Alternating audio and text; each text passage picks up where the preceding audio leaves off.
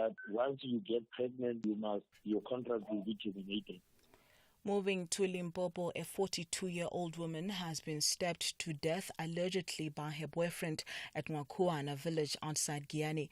Police say a man who tried to intervene has been hospitalized after being stabbed and wounded by the perpetrator. The perpetrator has fled.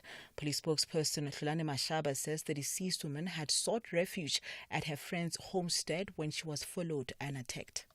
The mother of 4 children was stabbed multiple times by a man, allegedly her boyfriend. The victim and her children were being accommodated by her friend after she experienced domestic challenges with her boyfriend when the incident occurred. The house was reportedly still under construction and the suspect managed to gain entry by using the door that was not properly locked. He then started to stab the victim multiple times and she ran outside to seek assistance from the community. A brave man also tried to rescue the victim but was also stabbed multiple times by the suspect. The suspect then fled the scene. Staying in Limpopo, the Bila Bila Magistrates Court has heard that the mastermind in the burglary incident at President Cyril Ramaphosa's farm had been tracked down, tortured and shot at by a gang of people impersonating police officers. The investigating officer, Colonel Ludi Schnell, has told the court that accused number 1, Emanuela David, was shot twice at the back while fleeing from unknown attackers. Schnell is testifying in the bail application of Emanuela David. David and 2 accused are facing several charges regarding the 2022 burglary where over $500,000 were stolen. David is facing an additional charge of money laundering. Mahlatsi Paladi reports. During his testimony, Schnell has said that the accused confessed during interrogation that he was shot twice while fleeing from an unidentified gang of people who identify themselves as police officers. Schnell has said that David told them that his family, kids and relatives were kidnapped and tortured to expose his whereabouts after the robbery. Schnell has said that the accused attempted to flee the country as his safety was in jeopardy. The state is opposing bail. The defense is cross-examining Schnell on his evidence. Mahlatsi Paladin, SABC News, Bila Bila. And lastly, the French Chamber of Commerce Director Sébastien Duplass has refuted claims that French companies have decided to stop further investments in South Africa until government implements needed reforms to provide a stable investing environment. Duplass says French companies will continue to invest in South Africa as the country remains an attractive investment destination in Africa despite its energy and logistics challenges. It is absolutely wrong that the French companies are not interested to invest more in the country. They are. Our statement was that there are difficulties that all foreign investors have in the country today related to issue of visa for expats, related to logistic, related to some topics where we can go more in details if you want later. And these difficulties, we are in discussions today with South Africa government on this point. We are positive that these points will be resolved quickly, but we are waiting for concrete actions. Recapping the top story this hour, the SANDF has dismissed allegations of the existence of a torture squad within the Defence Force. Headlines at 1:30 for SAFM News. I am Dinomo Taung. SAFM 104 to 107 nationwide, leading the conversation. Make every weekend a fragrance weekend with Dis-Chem Pharmacies. Get an incredible 20% off your favorite fragrance like Aramis, Bulgari, Calvin Klein, Guess, Givenchy, Versace, Yves Saint Laurent, and Zadig and Voltaire. This weekend only, 9 and 10 December. Shop online or in store for the best prices on our wide range of luxurious fragrances. Dis-Chem Pharmacies. Better health starts here. Brighton and Hove Albion are going all out to brighten their clash against Burnley FC with maximum points. Adingler again, that was a masterpiece. However, Burnley FC will display a sense of urgency to move up from the relegation zone. Dariola has scored! Down the middle! Burnley lead! Shea Rodriguez! Who will have a great day on the field of play? The Seagulls or the Clarets? This is the Premier League. Catch the exciting clash between Brighton and Hove Albion and Burnley FC on Saturday, 9 December at 4 p.m. live on S3. Also available on SABC Plus and SABCSport.com. Hashtag we love it here. Brought to you by SABC Sport. For the love of the game.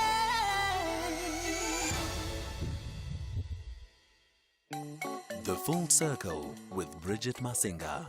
Monday to Friday, 1 to 3 p.m.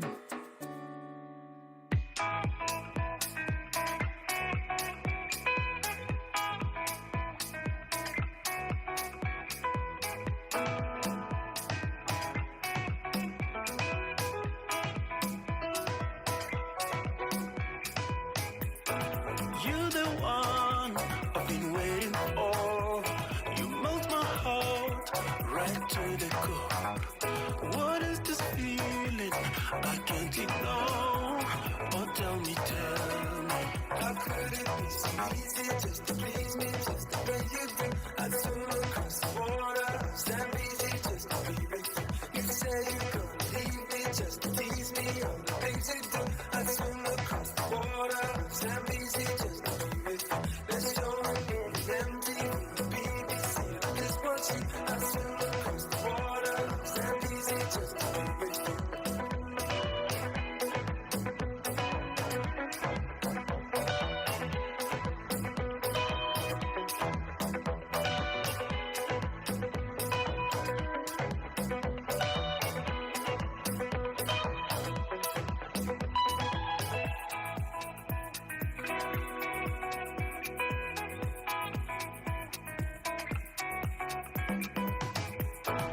I don't know how to take it slow. You got this glow, don't let me up. Can't get enough of your fire. Burn me, burn me. How could it be so easy just to please me, just the way you do? I'd swim across the water, stand easy just to be with you. You say you're gonna leave me just to tease me, all the things you do. I'd swim across the water, stand easy just to be with you. Let's show it empty, the BBC, I just want you. I'd swim across the water, stand easy just to be with you.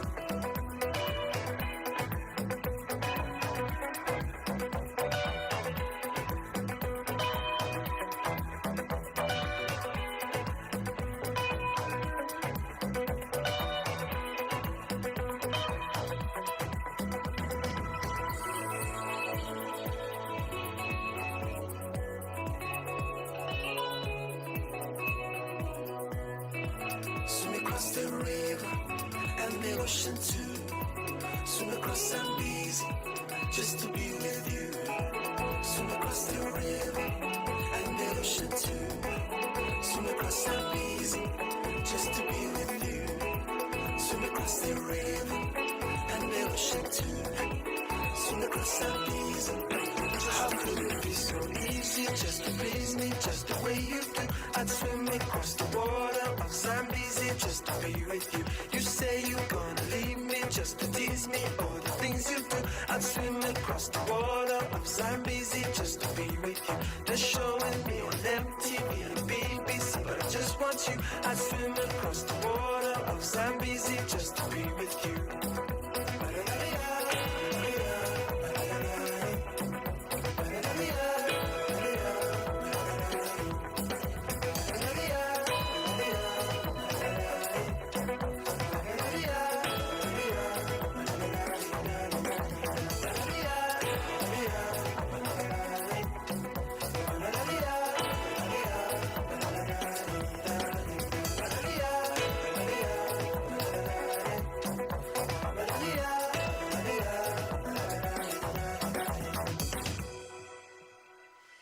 It is Trezor coming through with Zambezi.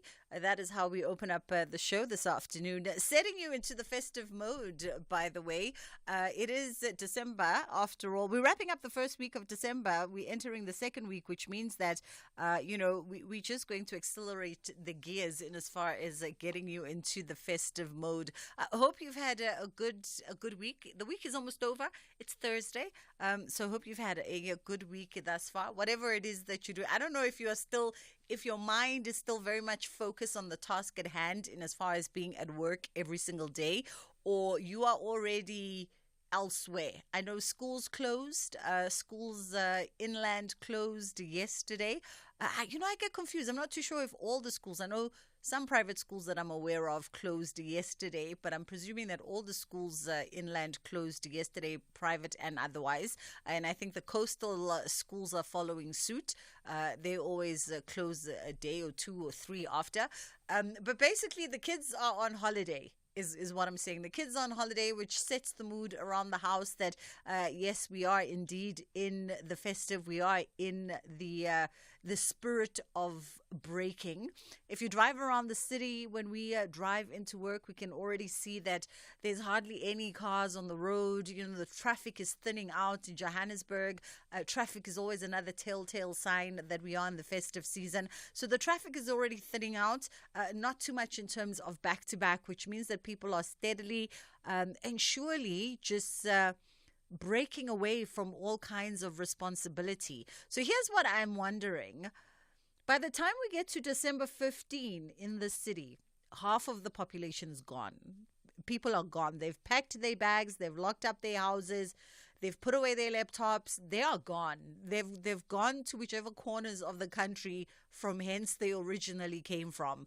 People are heading out to the lallies. People are, they're heading back to their coastal cities and towns where they were born and bred. People are gone. Those with money are enjoying life in Hamanas and on the West Coast and living their best lives in their holiday homes. So I'm wondering, are you a Kodugaring person? We are Kodugan Yinina.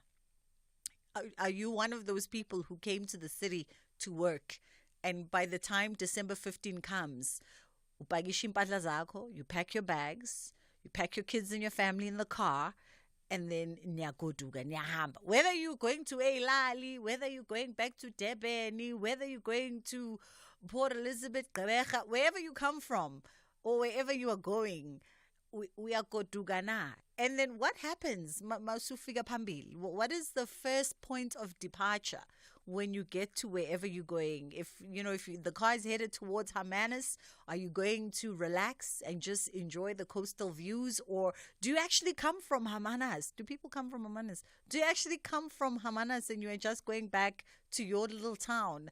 Maybe you come from Stilbaai and you're just going back to your little town just to catch a breath and to catch a breather. Or if you come from Eilali, you're going for umcimbi, you're going for a wedding. When you get there, Pambili, what is the thing that happens first to signify that, okay, I'm now on a break? Give us a shout, 06141041007. That is our WhatsApp line, 086-000-2032. We are Koduga Inina is what we are asking. And what happens, Maukoduga? What happens once you get there, Pambili? We are very nosy like that. It is December. There's lots on the agenda today. Let's take a quick break and then we come back and we get into our first piece of conversation. Akwele. Akwele. Akweli. Akwela. Akwele. Akwili. Akwele. Akwela. No matter how you say it, one thing's for sure, Akwele has been your trusted natural spring water and delicious flavored sparkling drink for 25 years. Celebrating 25 years of refreshment and joy. Thank you, Mzansi, for your support and making us your favorite water brand.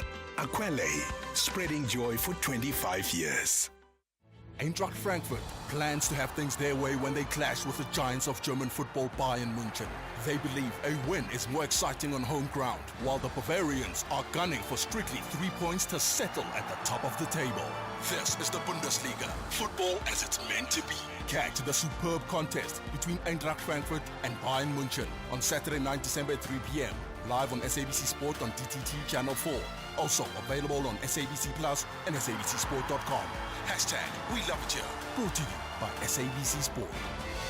For the love of the game. You're listening to Bridget Masinga on SAFM. 061-410-4107. That is our WhatsApp line. If you'd like to send us a WhatsApp message, we're waiting to hear from you in as far as what are your plans? We are Koduga. Are you staying in the city? Are you going off home? Are you going to the Lallis? Are you going to the coast? Are you taking the kids and the husband and the dog and everyone with you? Or what happens? I don't know. And then when you get there to the destination, point of destination, what happens? What is the first thing you do? Are you going off to slaughter? Are you going to, ohambi uyohlabela amadlozi? Are you going for umcimbi? Are you just going for a little bit of rest and relaxation? What's going on when you get Pambili? But for now, though, we are in conversation with Dr. Nthabiseng Muleko, who is joining us, a former deputy chair of the commission. And we are looking at as South Africa, of course, we are engaging the last week of the 16 days of activism against GBV, and a 1.6 billion budget allocation was set aside by the president, which a lot of people have criticized to say that it's done very little in as far as to stem the tide of violent crimes against women and children. So we thought we'd catch up with Dr. Nthabiseng Muleko and find out a little bit more because, Doc, you wrote an opinion piece that was very critical of the lack of implementation and efforts in as far as some of the commitments that were undertaken at the 2018-2022 presidential summit on these issues. Good afternoon to you. Thank you, and good afternoon. Thanks for having me. Listen, I'm very critical because we know what the government does when they deal with crises.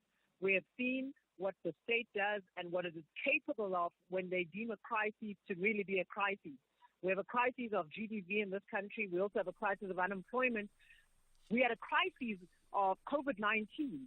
We know the state put together a national command council. We know the state was monitoring with statistics every day. We saw it on our television. We saw the regional, even the provincial governments putting in place institutional mechanisms, monitoring frameworks, and making sure the adherence to whatever protocols. We saw the regulations that the state put in place because they deemed COVID-19 a crisis. The country is suffering now. Every household is affected. 1 in 5 women are affected from sexual offenses, violent crimes. We are seeing the number of children with pregnancies under the age of 13, statutory rape on the rise. It's normalized in some provinces. Lusiki, places like the Northern Cape, where thousands of children are bearing children. This is unacceptable, and we are not seeing the same urgency and response to the crises that we need to see. I don't want to continue with the negativity, but I think that what I do know is that when the state takes seriously a crisis, they do very definitive institutional and executive decisions that have to be taken to respond. We are not seeing the same, and families are bleeding. The nation is bleeding. It's every woman and child that is accumulating in the rape. There were 10,500 rapes reported by the Minister of Police in the last quarter, in the quarterly SAPS report. There are 13,000 sexual offenses reported. There are thousands of murders. I don't even want to go. We are almost numb as a society. But the question is, what is it that the state is now going to do to say this is enough? And, as you sort of run through some of those numbers, there are some within sort of the government agencies that have argued the point that we're seeing an increase in, particularly in rape and GBV stats, not because of increased incidents, but because the systems now enable more victims to be able to come forward. What say you to those who put this as an argument of defense? But the defense cannot be that because people are reporting and more people are reporting, then we've done good. That's got nothing to do, in a sense, with the state. I think that it's got to do with the fact that people know and are aware that there is a law in place. Their campaigns have been successful in alerting people of the rights that they have, and that cannot be in any way a positive. The fact that you have more people reporting rapes and sexual violence and you say you give yourself a pat on the back, that is absurd. It is, of course, Dr. Nthabiseng Muleko joining us on the line as we unpack this conversation. And a lot of activists have been really critical about the inaction of the various stakeholders within government and also just the inability to capacitate NPOs and NGOs that work in this particular sector. What more do we need to be done? What more do we need to be enabled to allow those who can and are willing to put in the work and to do the work to be able to undertake this battle? So if GBVF, gender-based violence and femicide, if the president who announced it as a pandemic is really true to that, what do you do when there is a pandemic? So we saw, and I'll take from the state and the policy of the state when it was COVID. They announced a lockdown. There were regulations that were put in place. What would be the equivalent for GBVF? I think the first thing is you have to have an accountability framework. Those victims of gender-based violence and femicide whose cases are not being finalized because of DNA and forensic delays.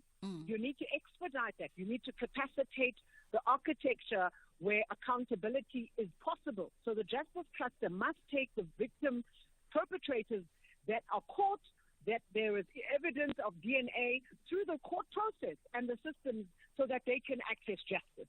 I think the second thing is to ensure that the Department of Social Development, in the main, the 90% of their budget goes to social grants. And that is the system of government we have now where the state is systemically enabling dependency. But where it's important for social development in terms of grant finance, where there are agencies and NPOs that are assisting the state, where the state cannot reach victims of trauma, victims of gender-based violence, and the support is being cut because of the austerity. And I think that measures of cutting back finance to entities like the Commission for Gender Equality, Department of Social Development budget votes specifically on the items of support to victims is a regressive move. And we need to maintain at least those budgets and not cut them back, because it means that our efforts that we are succeeding in are going to move backwards. I also think that we have to look at prevention. I think prevention is absolutely better than cure, and the state is not very strong at this. And I also think families are important here. It's not the state alone. And I think that where there is unresolved trauma, where there's generational violence, particularly with domestic violence, where you know that perpetrators are fathers or brothers or your own uncles in a family are those committing gender-based violence, particularly domestic violence against their own wives and partners, they need help. Those people are in need of counsel, are in need of therapy. And I think that as a country, we need to have a national campaign, not of just making awareness, but also counseling and bringing healing, using the counseling mechanism, discipleship mechanism to the people. Because I think that unless we prevent that perpetrator from committing violence again and seeing violence as a solution when they're angry or when they snap, we are not going to quell the problem. We have to stop the perpetrators, but also re-educate the perpetrators so they stop the behavior. And I think lastly, consent has to be taught to children. I think the issue of consent and objectification of women, online pornography, online human trafficking, and even the sexual grooming of children is something that, because of the advent of social media and the online presence of children, is something that we, as particularly families and parents, need to be aware about and concerned about. And I think a big thing about family members, parents need to monitor their children, but also consent needs to be taught to young men so that they understand what is a no, they understand what is a yes, they understand the consequences of not giving consent and when someone says no, because I think that these are the kind of things that need to be taught in life orientation if families don't teach them. But I think that we need to educate our children at a young age to understand consent, not just to understand what sex is and go and have sex, but it's to really teach them what is consent, what does it mean when a woman says no, what does it mean to rape, do they understand consent? And you find that people think they can buy you because they buy you champagne, alcohol, any other thing. You cannot say no. They don't understand what consent is. So I think these are some of the basic things that can be taught to prevent rape, sexual violence becoming a norm in our society. And as we're talking, Dr. Ntabi Singh, in our final moments, I'm recalling a recent interview that I saw with Deputy Minister Henrietta Zulu, Deputy Minister of Social Development. Very disturbing that the GBV Command Center was currently, and she was rather disturbed by this as a survivor of GBV herself and someone who's initiated this particular and spearheaded and overseen this particular project. Very disappointed at sort of the state that it is in now. With what it seemed as though powers above her and beyond her control, changing suppliers with the GBV command center and basically rendering it useless at this particular point, and from what I heard in the conversation, which used to be a resource that was actually quite useful in as far as intervening in issues of GBV for victims in particular. So fortunately, the person you're speaking to has power. They have power in the ministry they operate. They have power to call people to account. And I would be surprised then to hear a deputy minister just complain about a problem.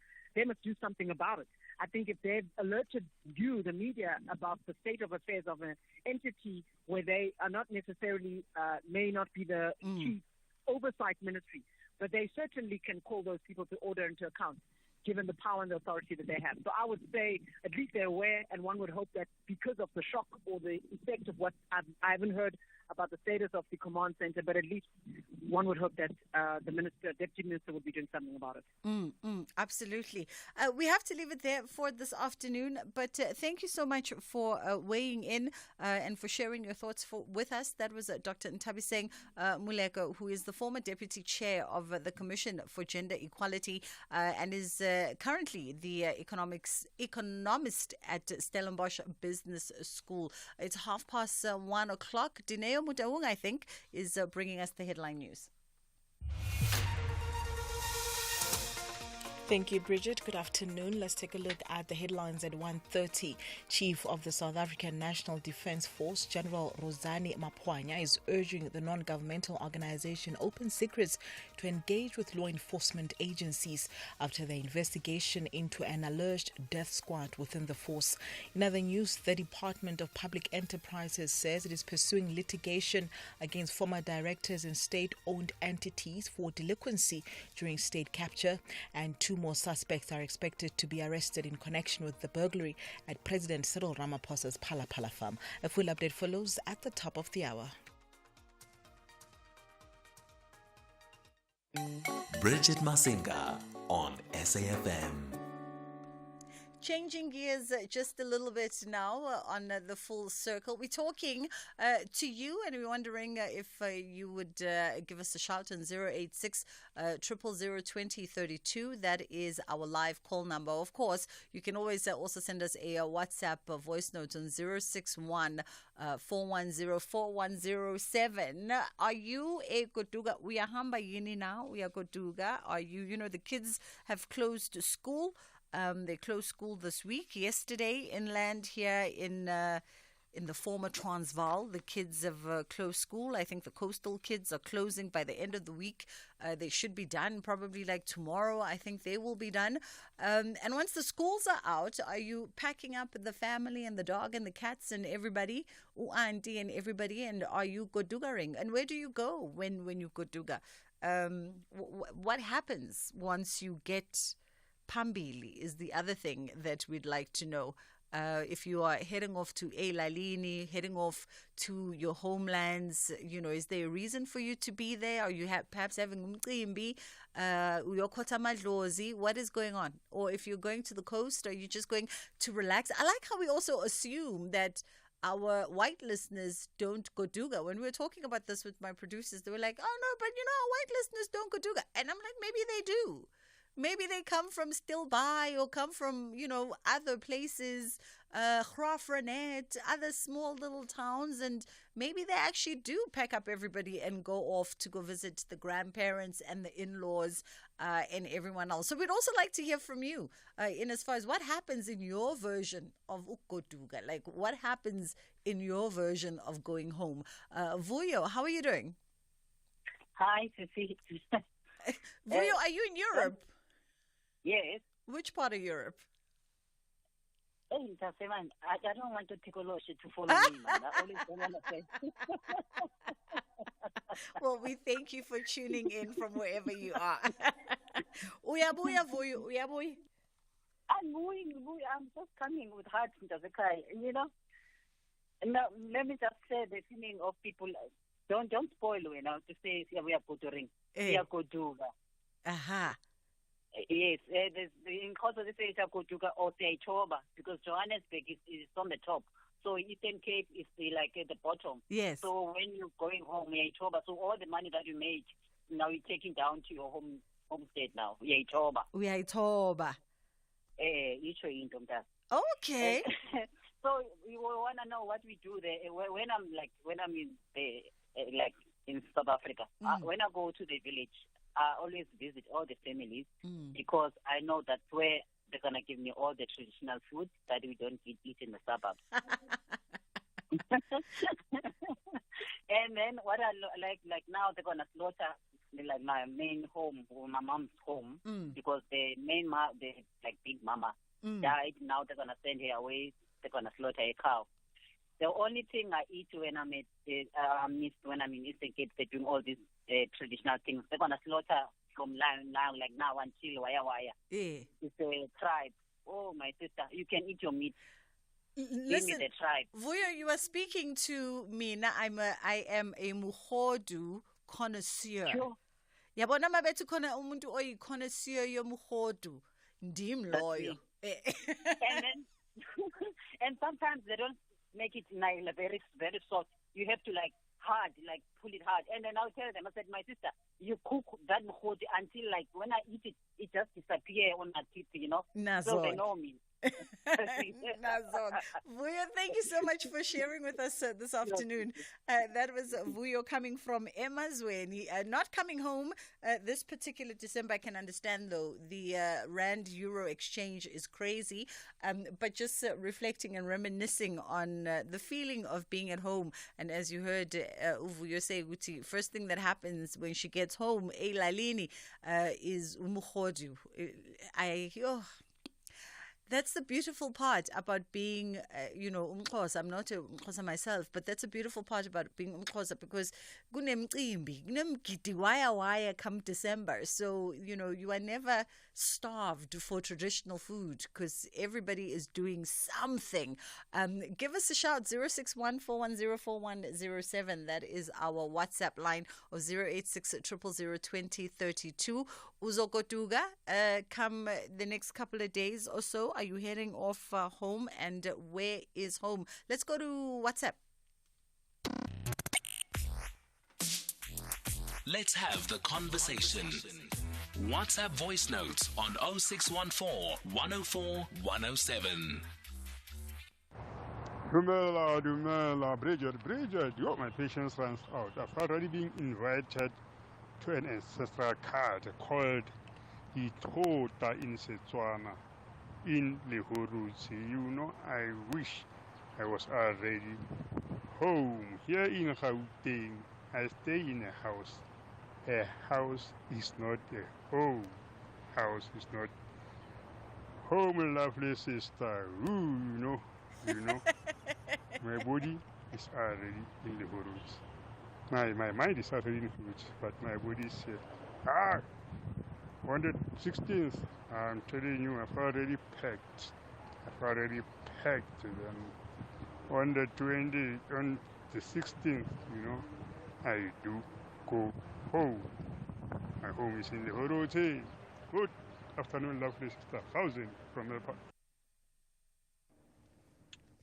Hi there, Bridget, Peter here, and Alex. Definitely, they are going to go. I'm going to the Limpopo province in Gaskukune. There in my region there, in one of the small villages there, definitely be chilling up in the mountain and enjoying all the wild fruits there up in the mountain and looking after my parents' herd of cattle there. It's going to be fantastic and relaxed, and I can't wait, and hopefully next year will be a better year for everyone. Thank you. Sabawel ukuba nelali yo Sabawel ngicela nithumele inkomo tu khona nami ngizoba nelali yo. It just sounds so beautiful.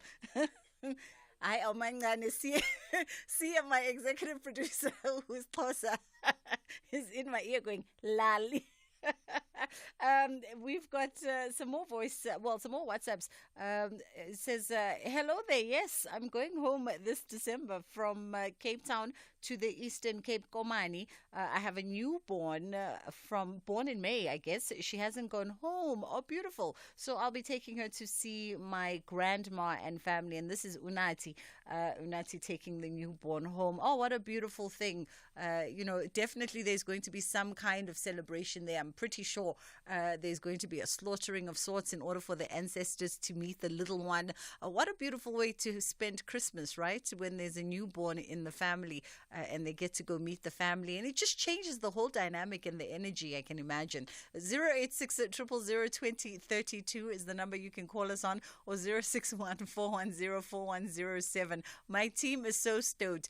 Let us know if you are going home this December, and if you are going home, what happens once you're going home? Are you just going there to go relax, or is there umcimbi that you are going to be undertaking? A lot of people, when they go home, especially a lot of us Black Africans in particular, when we go home at particular periods in time, it's very important. The ancestors must know that you are there. So we oftentimes slaughtering something,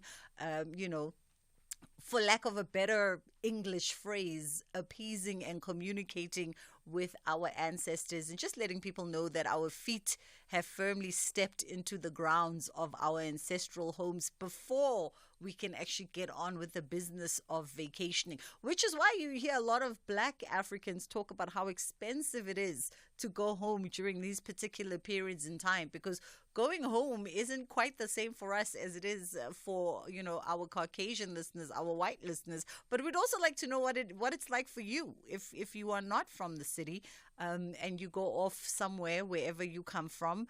Is it a little town? Is it a smaller city? Do you go to visit extended family, or you just taking your intimate nucleus family? Is it just going to be your household, going off somewhere to go enjoy the holidays? Please do share on 061 410 4107. Let's go to WhatsApp.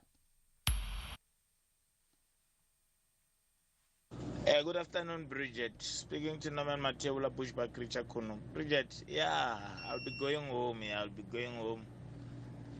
going home, Pumalanga, Greenville, in Akonu. And my son is having a birthday party on the 16th. But the unfortunate part of it, I must come back again on the 23rd because I'm a truck driver. So if I stop this truck, you are going to starve during the festive season. Thank you very much. Hi, SFM. I never look forward to going home in December because I'm from Nongoma. And I consider myself a grown man now. But the problem is I'm not married, you see. So the treatment that you get, when they're having those ceremonies, if you are not married, it's so different from the treatment that married people get. So I find it, it's not very nice to go and be treated like a boy, and you sit differently from other males your age because they married, and then you have to sit at a small boy is about 18 years, So yeah. I'm not laughing. I'm not laughing at you. I'm laughing at the situation, and because in my team today is a Xhosa male in his 30s, Usia, and I don't think Usia is married either. From his facial expressions, he could relate. Because my go-to, I must go to a break. I'm talking too much about his embarrassment. It's the celebration of the century, and you're invited. We've already given away almost 3 million rand with 56 daily vouchers won. Buy a new Ford before 31 December and you could win a 50,000 rand voucher or the grand prize of us paying for your new Ford. Visit your nearest Ford dealer today. TNCs apply. Mamelodi Sundowns and Egyptian outfit Pyramids FC have collected maximum points in their Group A opening matches. They now tackle each other in search of victory. Masandawana want to ensure their visitors walk away without any joy, but Pyramids FC are confident they will upset the 2016 champs. This is the CAF Champions League. Grootgop battles it out with East Cairo. Experience the African flavor of the beautiful game. Mamelodi Sundowns FC versus Pyramids FC on Sunday 10 December at 2:30 p.m. Live on SABC Sport on DTT Channel 4 and SABC 1. Also available on SABC Plus and SABCSport.com. Hashtag We Love It Here. Brought to you by SABC Sport. For the love of the game.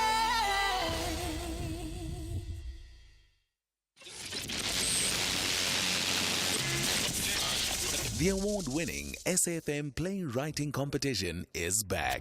SAFM, which many of you would know right now, we're launching the popular drama playwriting competition. The aim is to promote literacy and also ignite love for sharing South African stories.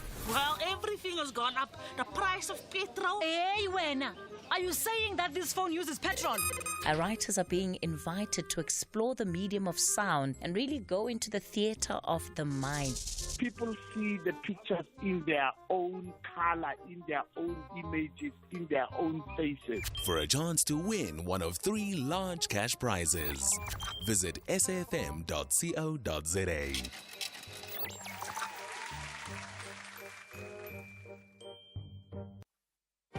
You're listening to Bridget Masinga on SAFM.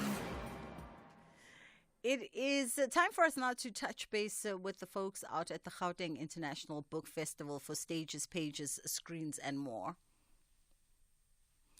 We've got Festival Director Lorraine Sitole joining us. And of course, this Saturday, Ubuntu Crawl Lifestyle in Orlando West is going to be playing host to the second edition of the book festival. Good afternoon to you, Lorraine. How are you doing? Good afternoon, Bridget. I am excited. I'm anxious, but I'm looking forward to Saturday. I can imagine. You know, as the kids would say, it's 2 more sleeps until the day. So you must be running hard on the ground. But this is the second edition, so you know what to expect. I wish I could say yes, but no. I mean, this year, because we had full use of the venue, the program is bigger, it is bolder, it is more ambitious and more challenging.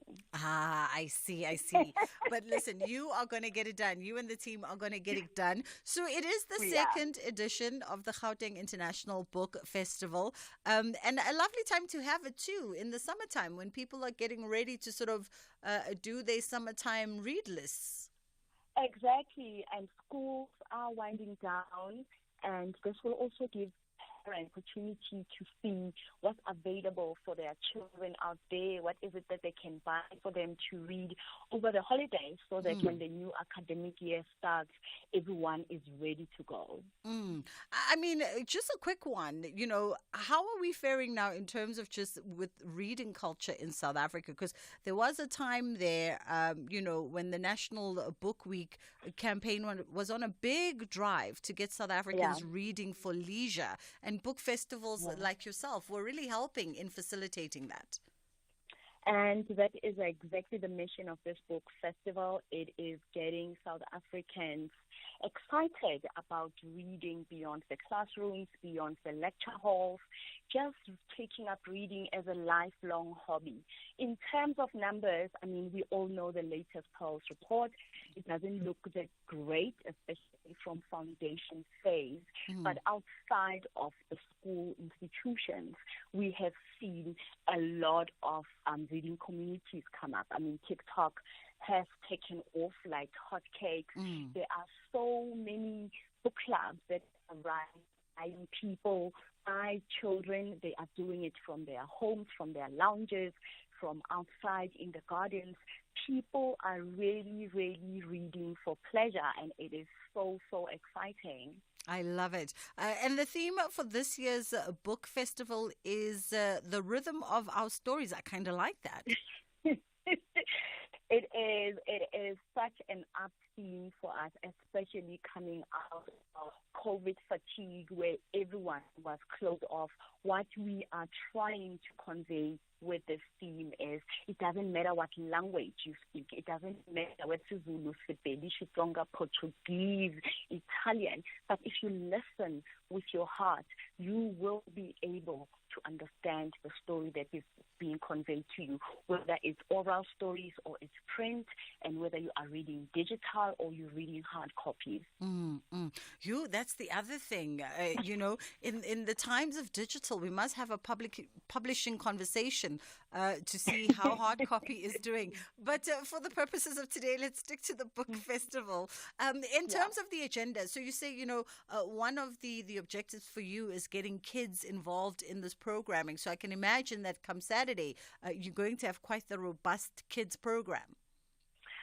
We do, and the reason we have two parallel programs running is, we know weekends, especially for young moms, for families, we always have issues with babysitting. So what we have done from the beginning is put up two programs, one which is especially geared for kids, literacy and storytelling, and then we have an adult program which is jam-packed with book-based conversations based on topics that are very topical, topics that are making trends or that are trending around the globe. So both programs will start at 9 o'clock, but the kids program is ending earlier, a little bit just before 4 o'clock, because we know our children, they will get tired, they will want to go home, but we have curated an exciting and magical program for them that nobody will ever think of. I am tired, I want to go. So we have 14 South African-based authors who are coming in to read their stories. There is one that I'm very, very excited about, Jan Veratonga. What she does is her stories, she also comes with puppets. So she will have these two birds. As she is telling her stories, the two birds then will do the puppeteering with her. And we also have Reatile Mohapelwa coming all the way from Lesotho. It is someone that I met through another festival, and his stories are specifically told and based in Lesotho folktales. You listen to him and you just want to weep, because the language is beautiful. Everything is just fantastic. And we also have most loved Gauteng-based authors as well. And Philo Moasudi is coming there of the Hello series, and we have Lebogang Masango who is coming in through as well. We have Suela Langeni, who just won a Penduring Award for her debut book called I Can Catch My Feelings, and Augustine Kamulenga, Chuck the Cheetah, Tabiso Sikwani, Mudimu wa Khorata, among the Sinkoto of my big name. So it is a jam-packed day for the kids. Listen, Lorraine, we've run out of time and we can't even get to the parents programming, but the kids programming is star-studded. So if I'm using the kids programming as a gauge, and obviously if I'm a reading mom and dad and aunt and guardian, I can just assume that the adult programming is going to be just as stellar, because if I'm taking a kid to your book festival, the Gauteng International Book Festival this coming Saturday, what I'm definitely doing is making sure that the phone is charged, and all the books are in tow, so that we can take all the necessary pictures and get the book signed and everything else. And what you don't have, you can always buy there. The authors are there. We have two bookstores that will be taking care of all the offerings on both programs. Lovely. So there is no need to leave without a book. There's absolutely no need to leave without a book at all. And it sounds like a whirlwind of fun. I kid you not, the names that Lorraine has mentioned here, and as far as those children's authors that are in attendance, it reads like the Hollywood of literature. So Saturday, the 9th of December from 9 o'clock at Ubuntu Crawl Lifestyle in Orlando West, Soweto is where you can be for the Gauteng International Book Festival. It's the celebration of the century, and you're invited. We've already given away almost 3 million rand with 56 daily vouchers won. Buy a new Ford before 31 December and you could win a 50,000 rand voucher or the grand prize of us paying for your new Ford. Visit your nearest Ford dealer today. TNCs apply. Brighton and Hove Albion are going all out to brighten their clash against Burnley FC with maximum points. At Digmer again, that was a masterpiece. However, However, Burnley FC will display a sense of urgency to move up from the relegation zone. Ariola has scored! Down the middle! Burnley lead! Shane Rodriguez! Who will have a great day on the field of play? The Seagulls or the Clarids? This is the Premier League.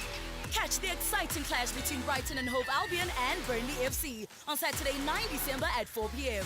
live on S3. Also available on SABC Plus and SABCSport.com. Hashtag we love it here. Brought to you by SABC Sport. For the love of the game.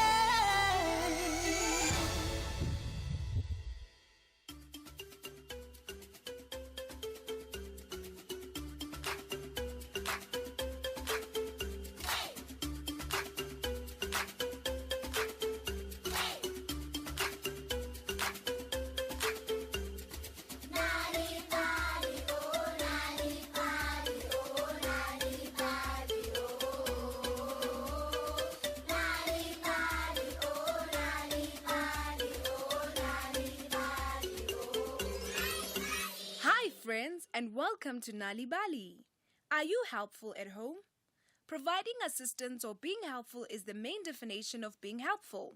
When you give assistance, you're doing a great service to others and honestly to yourselves. Being helpful is an excellent quality and impressive characteristic you can have and show. Today's story is called Something Special, written by Jackie Lange. But before we listen to today's story, let's all get up and dance.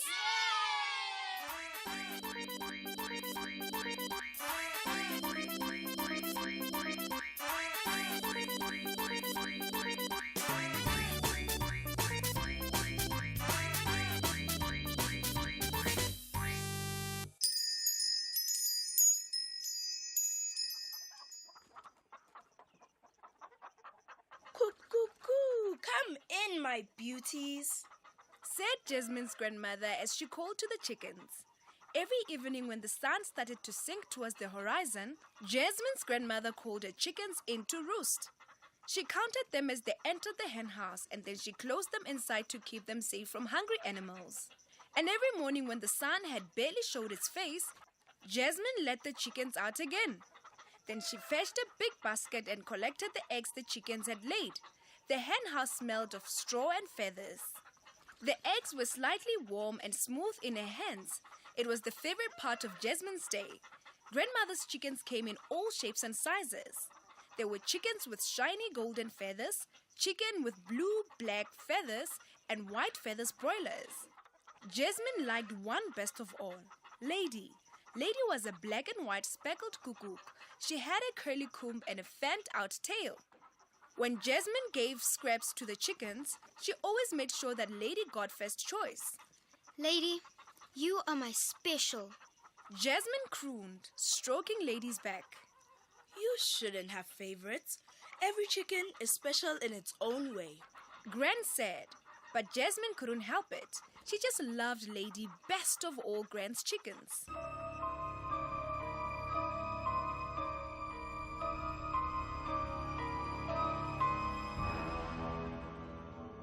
One day, Lady disappeared. Jasmine had let the chickens out early as usual. She had petted Lady and given her a special treat as usual. Then Jasmine had collected the eggs in the big basket as usual. But when Gran called all the chickens home to roost, Lady did not come to the hen house. Jasmine looked everywhere until it was dark, and Gran insisted that she come inside. But Lady was gone.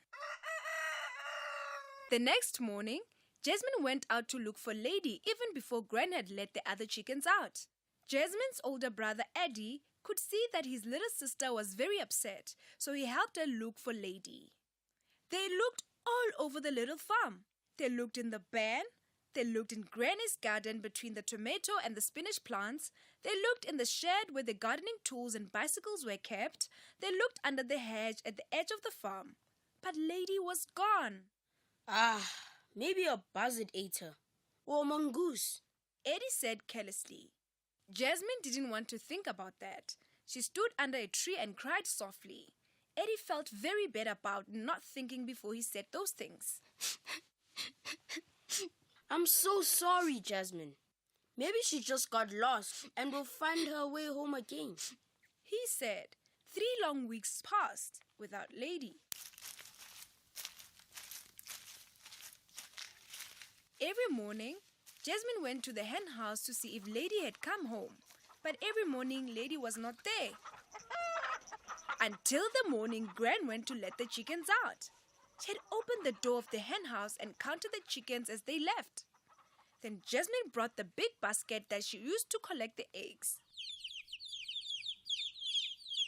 She was just about to go inside the hen house when she heard a chip-chip sound. It was Lady, with 6 fluffy chicks following her. Coo, clever lady, hiding away to hatch your eggs, Gran said.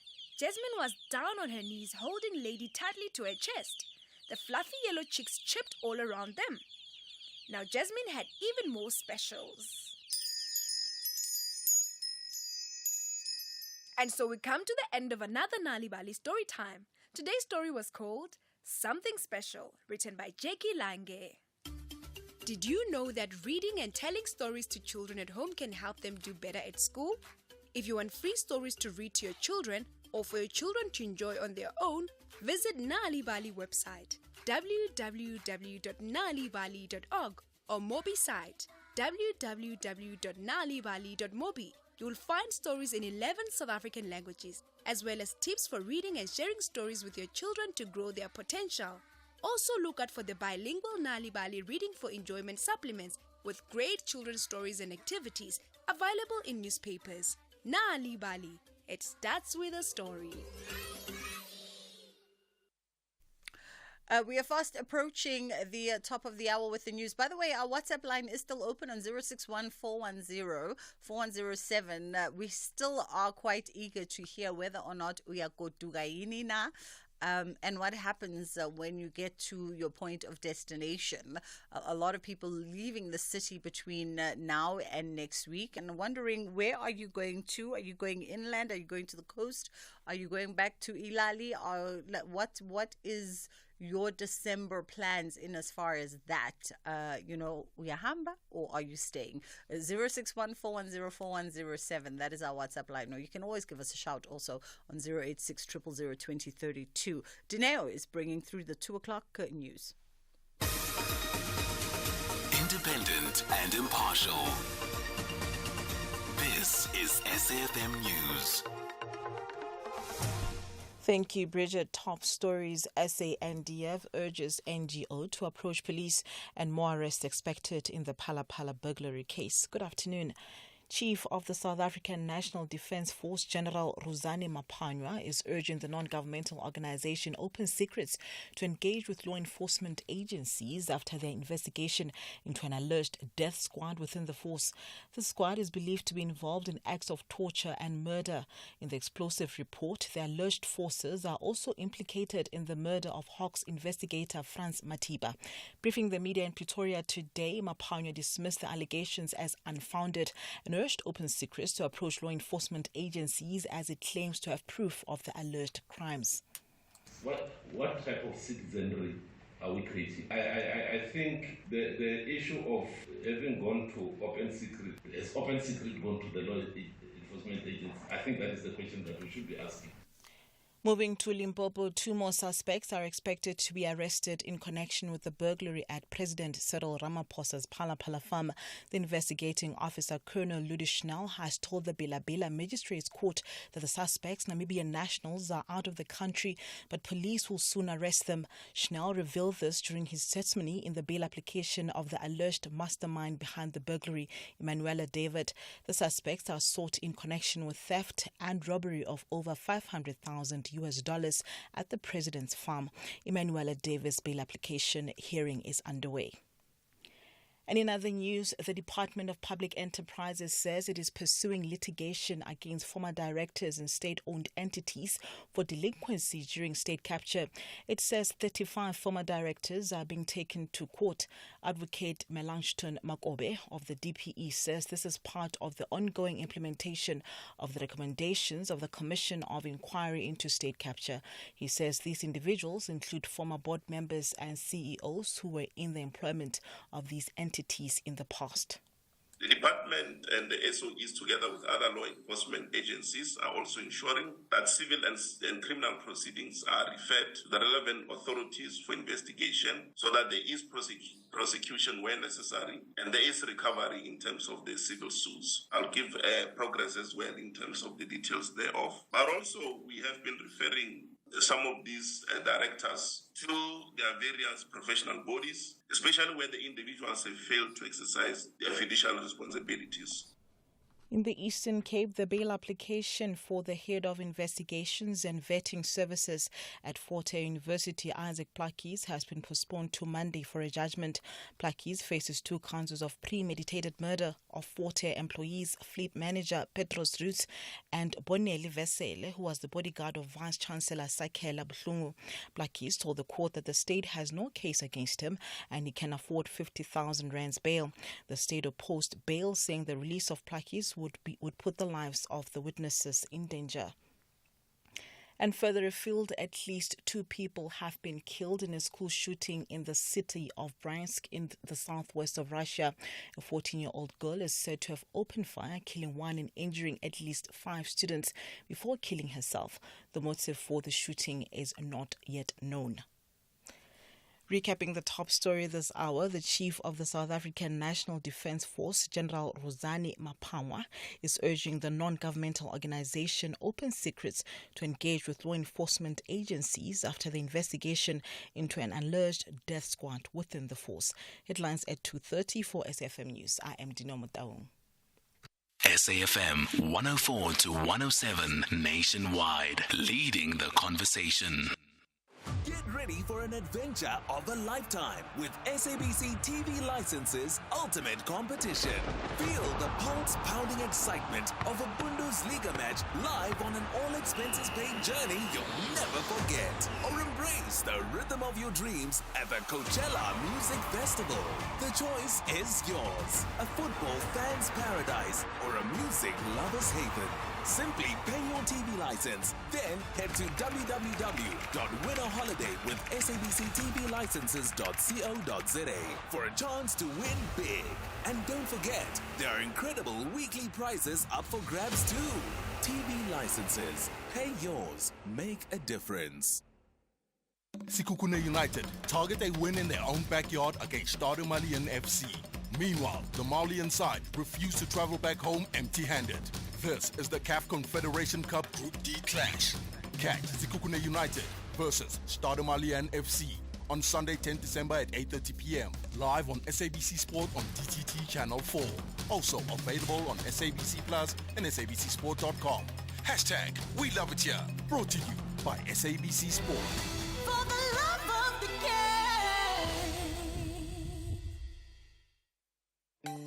The Full Circle with Bridget Masinga, Monday to Friday, 1 to 3 p.m. Phuma namkosi ndiyaphuma ndifihle kwingozi nentsha nayo yonke imimoya thatha indawo njengosomandla sindisa impilo yami kwababantu abalunganga kuba namhlanje ndibonile uba silwe nenyama silwa nemimoya namhlanje ndibonile uba asilwe nabantu thina silwa nemimoya asilwe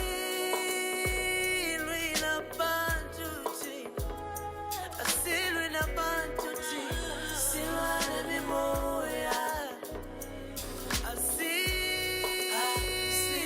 nabantu thina asilwe nabantu thina silwa nemimoya silwa nemimoya silwa nemimoya silwa nemimoya silwa nemimoya silwa nemimoya silwa nemimoya silwa nemimoya ezinye izinto azilungi noma ungazama sibanjwe emoyeni ezimfazwe sizibonileyo aziqali namhlanje siqale emoyeni ngoba emoyeni kuyaliwa emoyeni emoyeni emoyeni emoyeni emoyeni emoyeni emoyeni emoyeni kuyaliwa asilwi nabantu asilwi nabantu thina silwane mimoya asilwi nabantu thina asilwi nabantu thina silwane mimoya silwane mimoya silwane mimoya silwane mimoya silwane mimoya silwane mimoya silwane mimoya silwane mimoya silwane mimoya.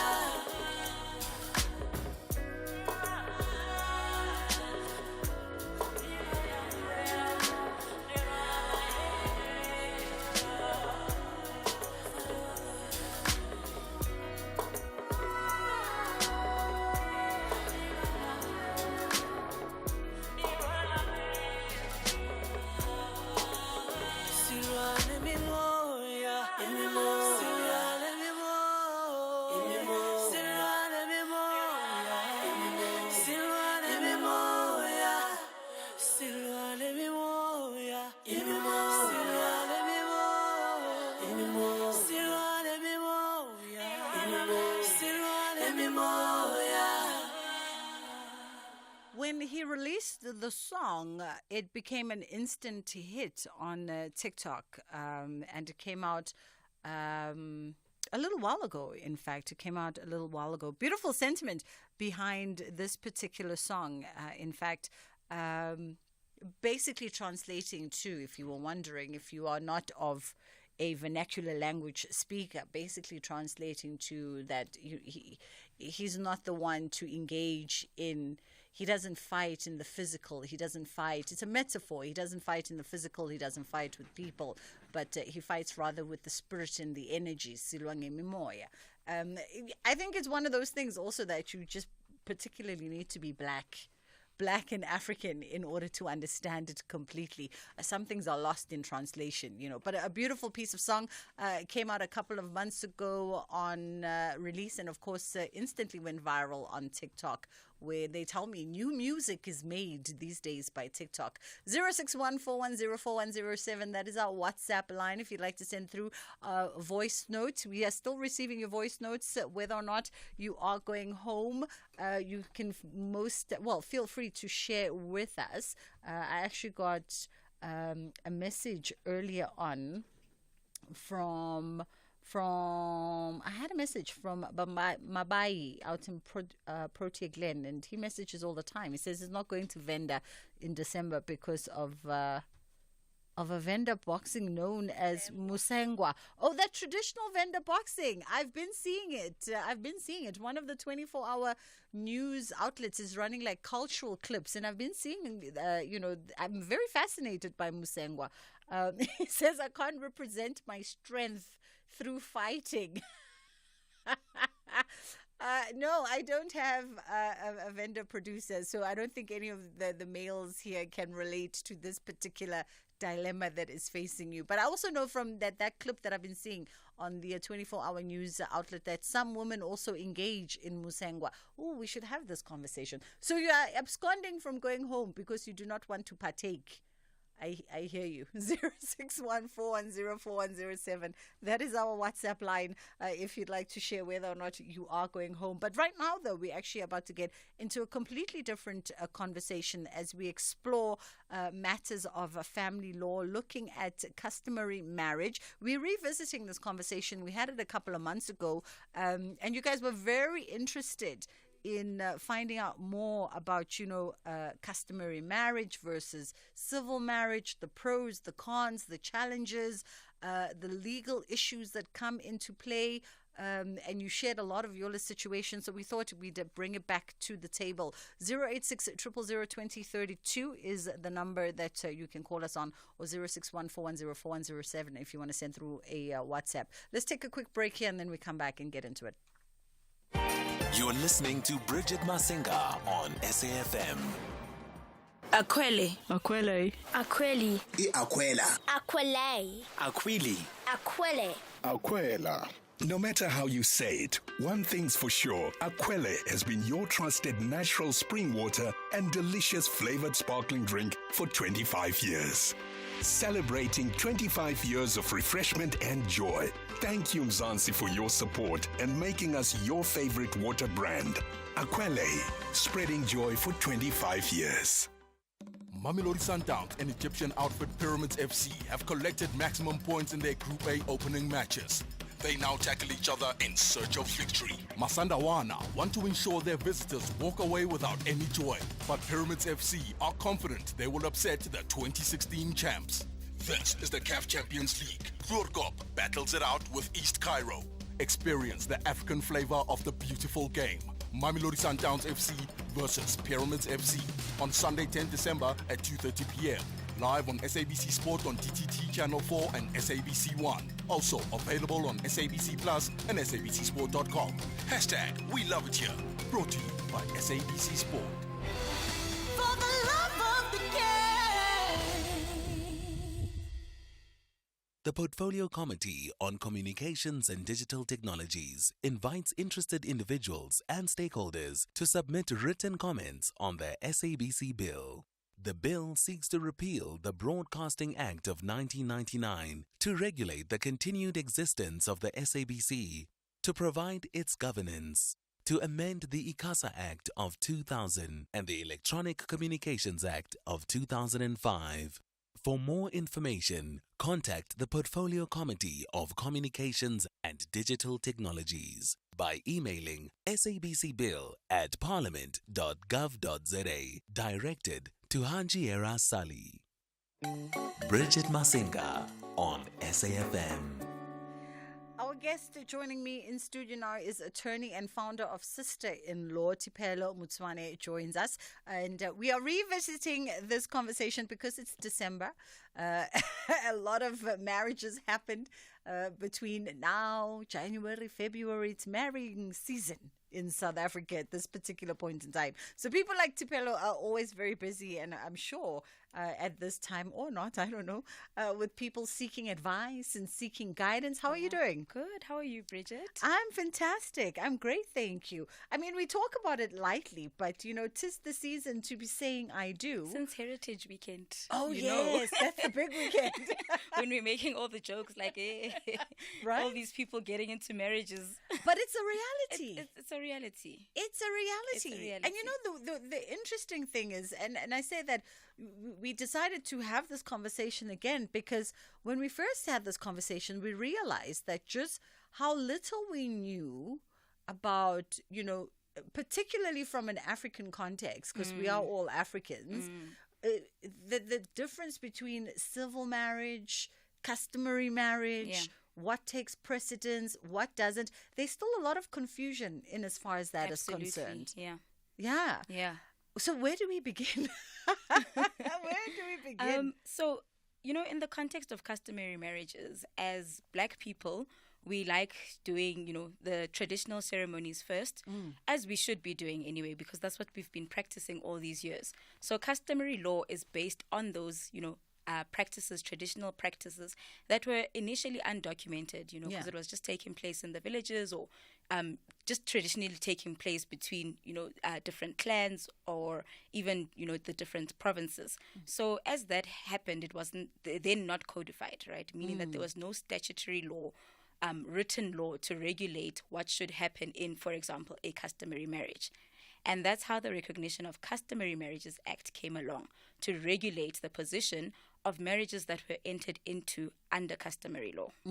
Yeah. One thing we did learn from our last conversation was that and I'm not going to use, because I might be recalling it wrong, but because there's always been this debate on, and we see it in the big high-profile cases, when are you married? When are you considered married? And I remember the attorney, the visiting attorney on that day, who also is a family law expert like yourself, was talking around, if I recall correctly, she was talking around letters of intent, but not the first letter that says "Sicela ukuzovakasha." The subsequent comms that come after that to initiate all those other processes. Run us through that, because there's always confusion about that. When am I considered legally married under customary law? So I've seen the letters of intent practice pick up a lot over, over recent years. It wasn't something that it was a traditional requirement. According to the Recognition of Customary Marriages Act, there are only 3 requirements that need to be met. That both parties must be over the age of 18, so the prospective spouses to be. They must both consent to being married under customary law. And that consent can be tacit, meaning that it can be drawn from the actions of the parties. So the bringing of the families together, you then saying, when they say, Bridget, do you know this man or this family name or whatever, and you say yes, and you are partaking in all of that, that is the consent that you are giving. And then the third requirement is that it must be negotiated and celebrated or entered into in accordance with customary law. So those 3 requirements don't specifically mention lobola, whether paid in part or in full, and they don't actually really even mention the lobola letters. Yes. The lobola letters and the letters of intent and everything else are just ways that we have tried to at least formalize that meeting, so that if there's a dispute in future, we have something to lean on. So popularly, the letter of intent, what it's trying to say now is that re tlile ka di 25. Yes. This is just us leaving a deposit, or we just coming to formally meet each other as families. But we are agreeing that for purposes of our meeting between the families, we will only conclude this marriage once the celebration has happened on the 30th of December. Yes. Or whatever. That is what you do. Now, technically, based on the fact that that is a contract between 2 families, that is valid. Yes. Right? But there's always room for, in the event that from the 25th, Habatlilo Kokota, and the 30th of December, the following month, if something happens to the man specifically, because it's usually when something happens to the man that we start wondering whether or not, a customary marriage was concluded. If something then happens to either of the parties between that 1 month, how are we going to protect the party that is going to be disadvantaged by, maybe, the spouse being deceased? We need to then look at all the circumstances leading up to the date of that first set of negotiations. So it will be circumstances. It's not fixed per se, but each case will be, measured by its own merits. So it will be circumstances like, were they staying together for, a few years or whatever the case is before that first leg of negotiations? Where maybe they had kids together, maybe on each other's life policies or medical aids, they wrote each other as spouses, which people do often when they are, set. Yeah. So all these circumstances will come into play if it needs to get to court. If one party is feeling disgruntled that actually me and this person had, we're living as husband and wife, irrespective of what that letter of intent said. Yeah. It is still a good document to have, because if all things work out, then it's great that the parties are, and the families as well, are in agreement that we are only going to conclude this once the 30th of December comes and we do that lobola celebration. Yeah. I mean, it's fascinating stuff. And I think even, our previous conversation, to your point about, it's very much all case specific, and the various circumstances I need to stress and that, things that happened. Because a lot of people will be, trying to flock my, DMs or emails. It is case specific. You will have to consult on the merits of your own case. Yes. So you can't be like, I heard on SAFM, Tebello said, So no, don't do that to her. We are in conversation with the attorney and founder of Sister-in-Law, Tebello Mutswani, is joining me in studio, and we're talking, things around marriage, customary, civil, and everything else in between. And I think that's the other thing. I remember we had a gentleman who called us on behalf of his mom, and he posed the question that his mom had been married in a civil marriage, But then the dad did what the gender does and absconded and went off for his entire adulthood. Yeah. And started a second family, and took that second wife as his wife under customary traditions and laws, and had a whole second other life. But since passed, and it's, so his point of question at that time was, what rights does his mom have to stand on? And we find that that's a lot of circumstance that people have to deal with in 2023. Someone just leaves and then... Yeah. So in that kind of case, it usually works the opposite. Usually it's the first wife that was married customarily. Then the husband absconds, goes to the city, finds work, then gets married in a civil marriage. But even in that case, the first marriage is the one that takes preference. So the second marriage is invalid unless the first party was married under customary law and the second marriage is also under customary law. So if there's a civil marriage followed by a customary marriage, that's invalid. If there's a customary marriage followed by a civil marriage, that's also invalid. So what I'm trying to say is that a civil marriage, even if it's unregistered, a customary marriage, even if it's unregistered, has the exact same consequences and legal standing as a civil marriage. So this whole thing, Yaure, no, we took out lobola, we had a celebration, but haraso saini, meaning we haven't signed at Home Affairs, so we're not married. That is incorrect. So even if you've done all those celebrations or the lobolas and whatever, and you haven't signed, your customary marriage is still valid. So now is the time to actually then go register it if you haven't. Yeah, let's talk about that. What must come first, the chicken or the egg, in as far as registering? Because as someone who's been married, I know, for instance, that our facilitator, rent a priest or pastor, he took care of that part, the registering, and we had to present at Home Affairs to finish that particular department. But there's unclarity there as well.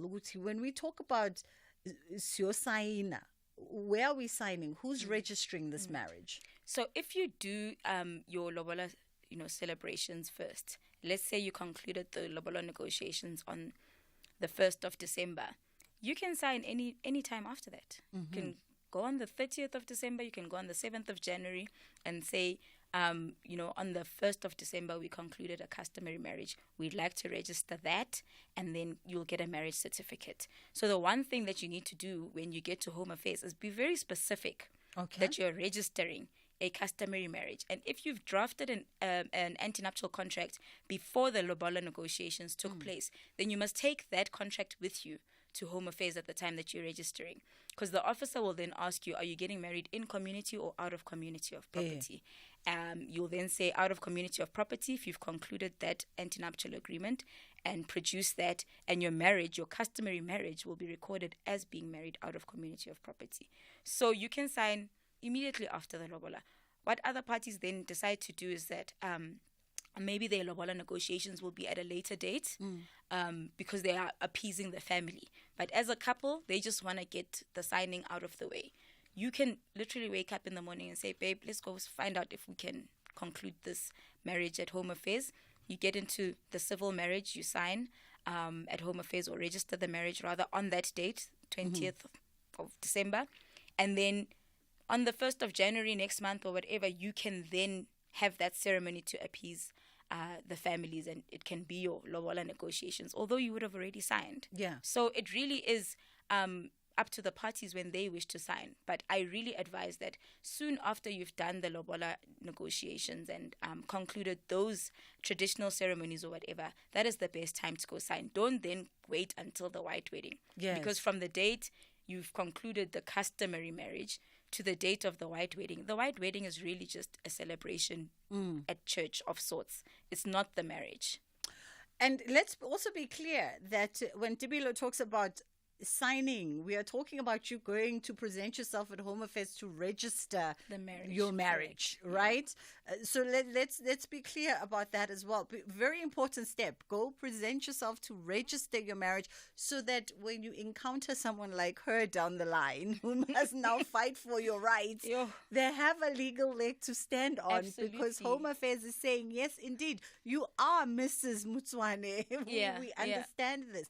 And we you know, when we talk about this, it really does disadvantage women, because I think men don't have to think about these things. It's more something that affects a woman. Look, there has been case law where maybe it's the wife who passes away first, and the husband now needs to claim her assets or whatever, claim the assets of even the joint estate. And the families will be like, our feta lobol, we don't recognize you as our son, right? Because, I mean, that's what families do when the other party is deceased. It's almost like we only love you on condition that our child is still alive and also loves you, right? True. So, and I think also there's a disadvantage of sometimes we don't even know the extent of the relationship that your spouse had when they were alive with their family in regards to your relationship. So maybe he may have said things in passing before he died. Anyway, Nala Bridget, we are fighting, we're going to divorce, right? That conversation may have been in the heat of the moment, something that they discussed with their mom. Yeah. Then 2 weeks later, he passes on, and what are we going to say? We're going to say, he didn't even want you towards the end. Meanwhile, you have no idea of that conversation that happened. So that's when the bullying starts. Very important things to consider. By the way, if you're listening to our conversation and you'd like to get a visual of our guest, you are more than welcome to. We are streaming live the show on all of our social media platforms. So if you're on YouTube, you can find us there. If you're on X, formerly known as Twitter, or of course Instagram, you can find us there as well at SAFM Radio. 061-410-4107. If you do have a point of clarity, something you want to understand a little bit more in as far as our conversation is concerned today, feel free to utilize our WhatsApp line. You can send us a voice note, or otherwise you can give us a shout on 086 000 2032. And by way of disclaimer, always remember, whenever we have particularly medical and legal professionals in studio, they are imparting information. But if you want a more specific consultation, you then have to either contact them directly, make the necessary appointment and become a client or a patient, or, of course, you contact somebody in their respective field of profession for a further specific advice to your situation. But for the purposes of today, all that Tipelo can do is impart some information for you and hopefully give you some kind of guiding light. 061-410-4107, that is our WhatsApp line, or 086 000 2032. We're going to come back on the other side of this, and we touched a little bit on ANC's anti-nuptial contract, because I think a lot of people are still getting married in community of property in 2023. I don't know why. But let's go to the headline news and then come back. For the headlines at 2:30, I am Dino Motaung. Good afternoon. Consumer confidence has hit its lowest festive season reading in more than 2 decades. In other news, the French Chamber of Commerce Director Sebastien Dupleix says there are a multitude of challenges that South Africa is facing, but it is encouraging that government is working on resolving the issues. And the African Congress for Transformation leader Ace Magashule says he knows nothing about the rape allegations that have been brought against him. A full update follows at the top of the hour.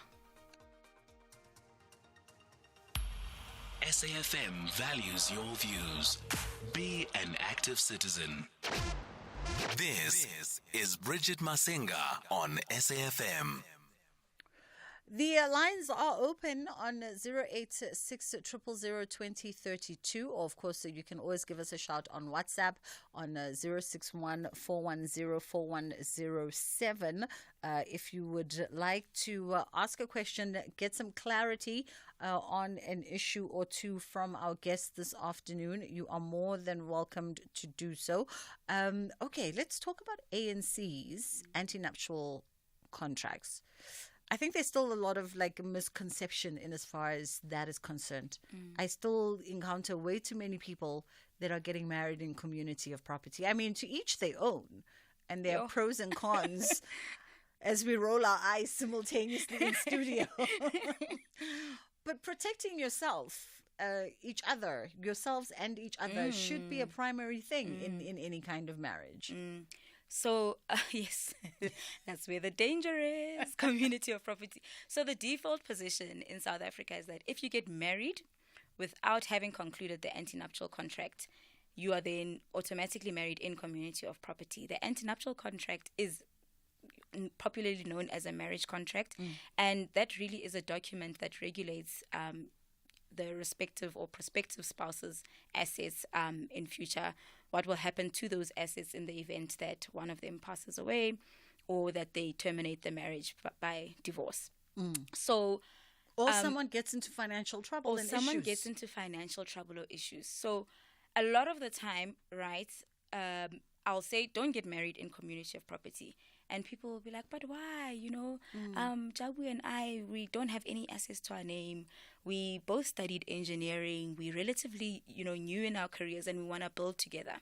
And that's okay. But I just want to use even an example I used yesterday on Twitter. I said, don't get married in community of property.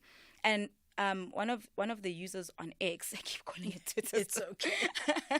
One of the users said, she absolutely agrees with this. It's the hill that she's willing to die on because her mom and her dad were married in community of property.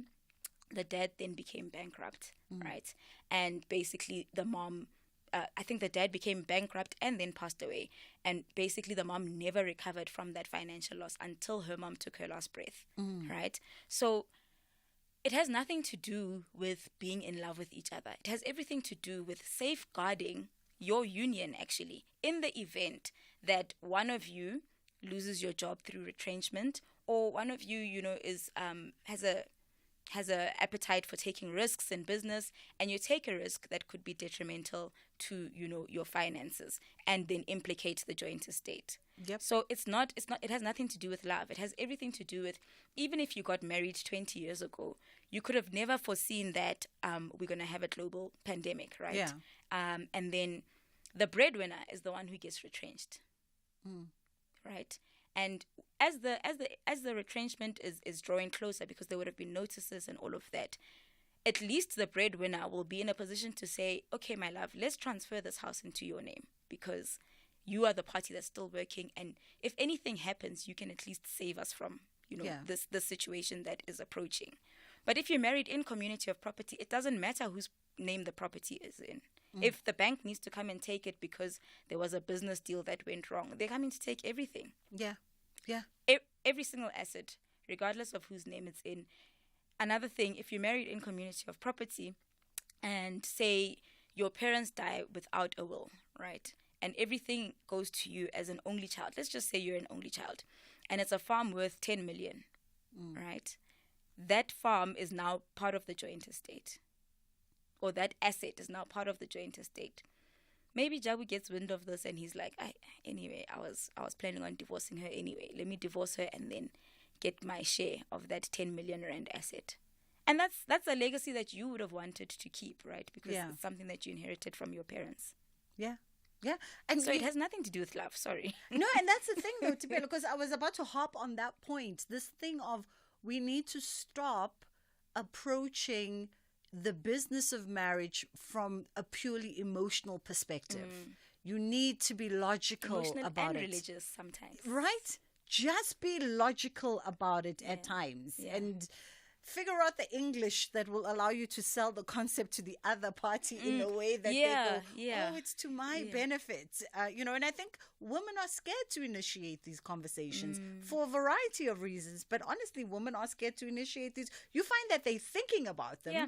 Even topics like having a will. You will really watch your husband build something for you guys. Let's say he's the breadwinner.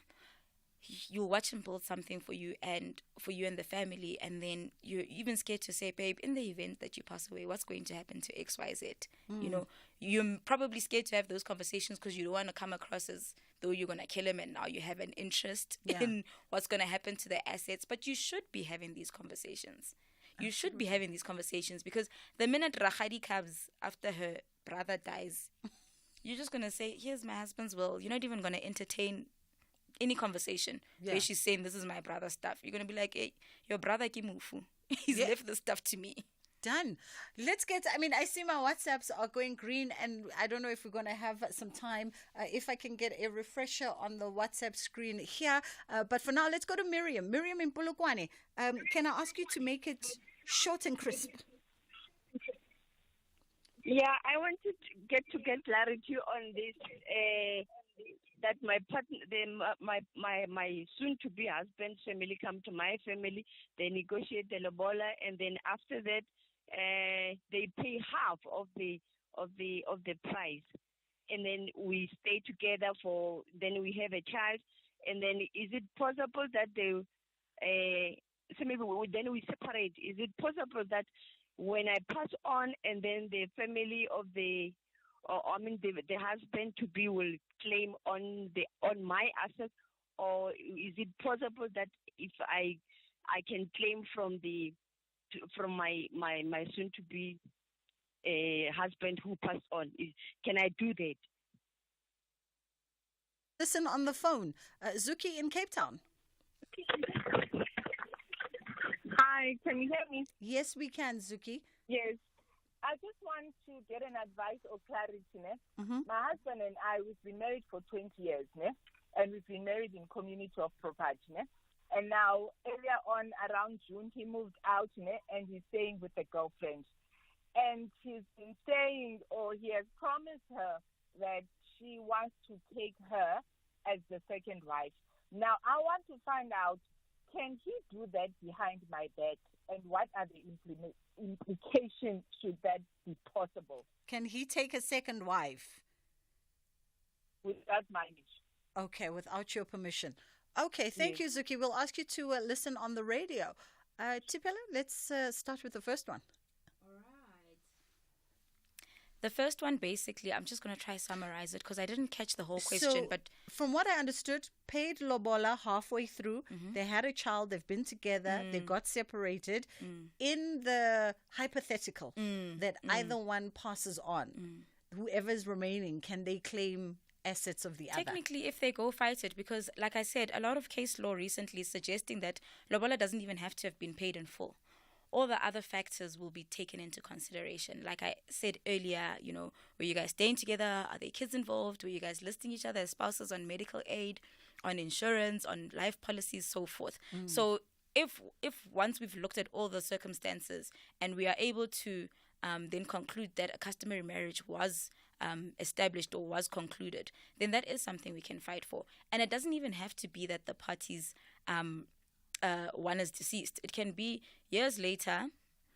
Your ex can be like, Bridget is too happy. Let me go shake things up a bit. And he can come and be like, yes, see, we never went to get a divorce because in accordance with the Recognition of Customary Marriages Act, the only legal way to terminate a customary marriage is to obtain a decree of divorce from court. Right? So you're going to want to do that if at some point in your life there was, lobolas and they were calling you Makoti and they were calling him Mkwenyana, then you guys have, you break up. That meeting between the families, I know a lot of people like saying, and then we had a meeting with the families to say that arsale together. You must still divorce. You must still obtain a decree of divorce. It can shake things up for you. Some people decide to let sleeping dogs lie. Good for you, but you never know. And Tipelo is not the first attorney to say that divorce decree in that instance also very necessary. Second one, husband wanting to take a second wife without her permission. I didn't get whether or not they are customarily married or civil, but if they are customarily married, he can take on a second wife because customary marriage permits polygamy.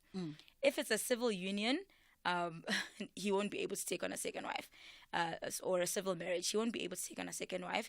The only way around that would be to completely dissolve the civil marriage, divorce. So he can't just add number 2 and 3. What if he doesn't come back? Don't do it. But if it's a customary marriage, he can take on a second wife. To my knowledge, the consent part, there's no requirement for consent. He can take on a second wife without consent, unless they are Tsonga. I know with Tsonga you do need the wife's consent, but ordinarily the husband just goes to High Court, makes an application to take on a second wife, and then all the other marriages will then be regulated on an out of community of property basis. And I think it's just a decency thing to do as well, to ask the other person. Let's take, Aldrin is here and he's standing by in the wings, and I'm trying to figure out, because I'm looking at the WhatsApp, so I don't know if we should continue this vibe, because there's so much WhatsApps. People always want questions. You know what? We'll figure it out while Aldrin comes through and tells us what's happening on Beyond the Headline as to what are we going to do with this situation, because we also don't want to ignore, if you want to have this conversation and you want to get some information while Tipelo is here before she goes off on vacation. Yes. We don't want to completely disregard your curiosity around this and kind of help you make better decisions. So let's let Aldrin come through.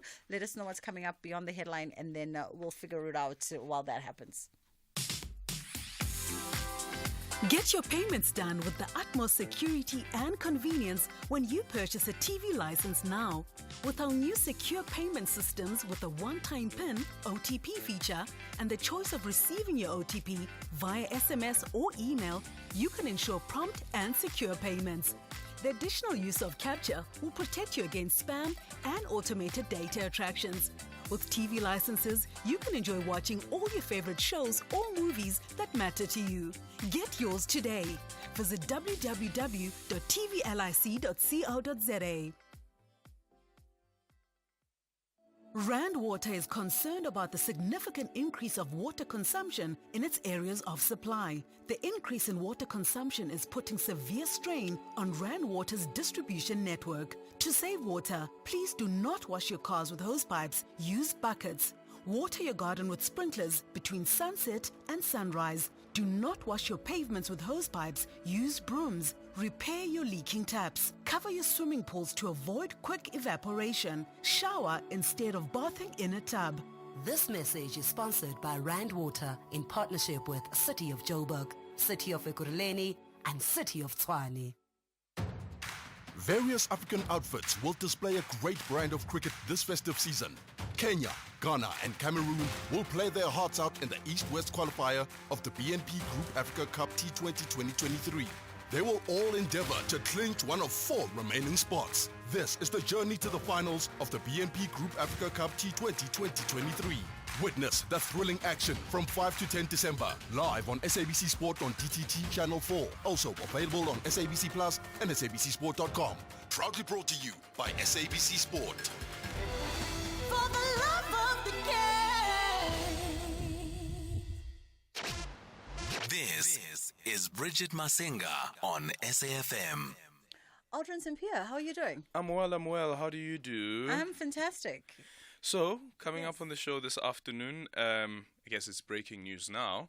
The business rescue plan for the post office has been voted for, and it has been successful. So, means that the plan goes ahead. Are they incorporating your and I's ideas that we also? I don't know if they've been listening. I don't know if they've... Actually, we've been following this story closely. I'm invested in the post office. So part of the plan also, though, is that the post office will need to retrench at least 6,000 of its 11,000 workforce.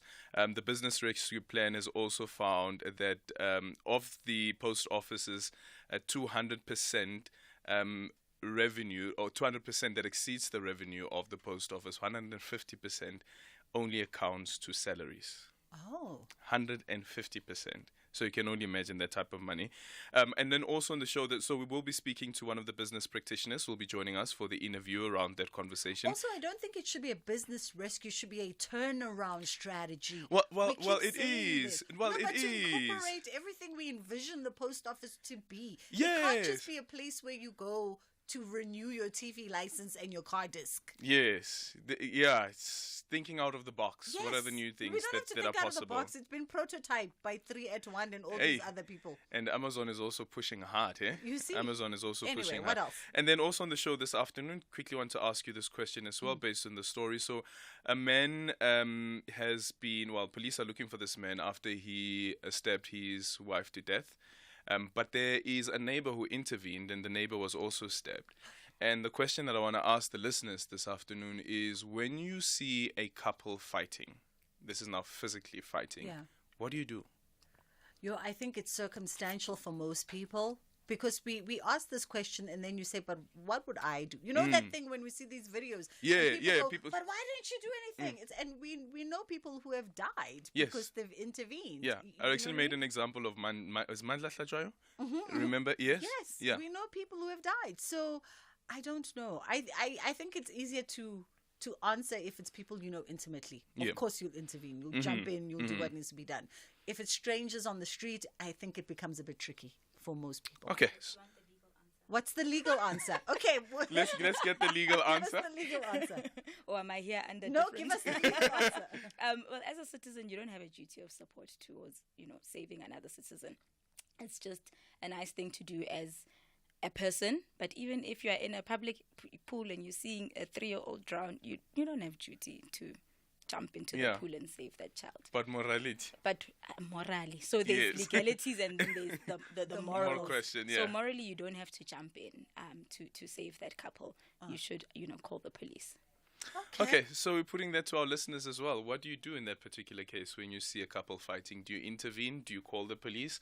And in the meantime, while you wait for the police to get here, what happens? Yeah, we'll be listening on the radio. Aldrin St. Pierre is coming up on Beyond the Headline. Our WhatsApps are open on 061-410-4107. Yes, Tipelo is standing by for the last few moments of the show.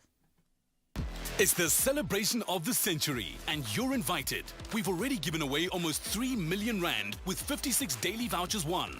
Buy a new Ford before 31 December, and you could win a 50,000 rand voucher or the grand prize of us paying for your new Ford.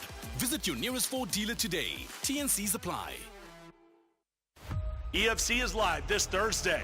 3 incredible title fights in one night. The welterweight strap is on the line as Mark Hume takes on P. Sengopane. And the most dominant featherweight Iga Cabeza faces the only man he has lost to in 6 years, the Pitbull, Ronaldo Exon.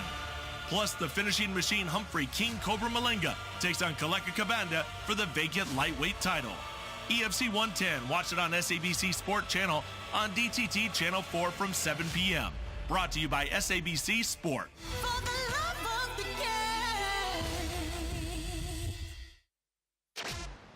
This is Bridget Masinga on SAFM. We are still in conversation with the attorney and founder of Sister-in-Law. Tipelo Motswane is joining us still in studio. We've got Thuli in Cape Town. Thuli, let's come to you quickly. How are you? Thuli? Hello. Yes. Yes, I'm good. How are you? We're great, thank you. We don't have much time, Thuli. Jump straight to the ndaba. Yes. No, I was just asking, my mother and father are married in community of property, but they've been separated for over 13 years. Okay. So they are married in customary law. So my question is that my father was able to do everything on pension, and he got his 50%. My mother didn't get his 50% on his share. And so what advice can the lawyer give to my mother in that instance? Okay, thank you, Thuli. So parents married, customary law in community of property, but separated for 13 years. Yes. Okay, yes. Okay. Listen on the radio for some information, yeah? Thank you. Maybe my guest will be able to point you in the right direction. Thanks for calling, Thuli. Let's also go to WhatsApp while we are on it. Hi there. If there was a paying of lobola and the marriage didn't work out, then a family meeting was called to officialize the split. Mm-hmm. Is that considered still married in community of property because the divorce didn't happen in court? And that is from Anonymous. Okay. Like I had said earlier, each case is going to be assessed on its own merits, I guess. So Yeah. If all the merits lead to the fact that they were indeed, or they did indeed conclude a customary marriage, then the legal way to terminate that would be through obtaining a decree of divorce at court. Okay. All right. The other question didn't come through at all. I think she just wanted to know if her mom had a stake in claim with the retirement packages. So she said the dad passed away. And they were married in community of property. Actually, I didn't get clarity of whether he passed away or not. Oh, but I okay. know that they were married in customary law, community of property. I wrote that down. But have been separated or were separated for 13 years. And then there was the pension payout. Okay. Then the mom would have had to then initiate divorce proceedings. Even though they've not been living together for 13 years, they're still not legally divorced. She must initiate divorce proceedings, and in the summons, naturally then the 50% of the pension fund will come into being. But because they haven't been together for 13 years, she must also be sure when she wants to split like that, he doesn't have any debts. Because you might find out that his pension fund will pay out, right? And then their joint estate combined. Let's say the pension fund pays out $1 million, but their joint estate combined is 1.8 million in debt. Then there's nothing, right? So if she's getting into that fight for the pension, she must be willing to equally get into the fight for the fact that maybe he bought sports cars in his life and couldn't pay them off in those 13 years, right? So because that is the pros and cons of community of property. Yeah, so you could be getting into a fight to pay someone's debts. But they must still formally divorce. Yeah. They must still formally divorce. All right. And then we got a text. Does a will override the in-community of property contract? For in-community of property, it's automatic. There's no contract. So out of community of property, the deceased estate or whoever's estate is the one that's to claim will essentially be the first creditor. So all the will is saying is that with my assets, after the surviving spouse has received their accrual, this is what I want to see happen to my assets. And even with a will, when you're married in community of property, you're only speaking about the 50% that you own as the person who's the testator of that will. So it only speaks to your 50%.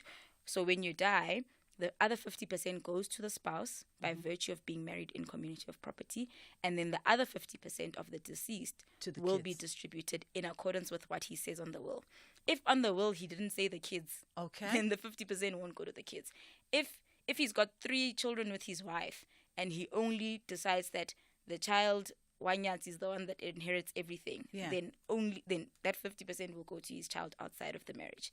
Then the other kids, if they are minors, they can fight for maintenance. That's the other thing also that I think a lot of women also don't understand is in the instances where there is no documentation, the rights of the children in marriage, outside of marriage.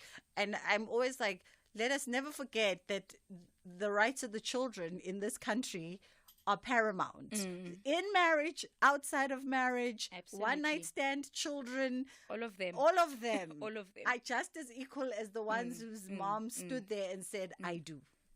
And while we're on children, we must just put it this way. If we are married in community of property and, your husband has 2 kids outside of the marriage, who he's maintaining, and then he loses his job, the other baby mamas can say, Jabu's married in community of property.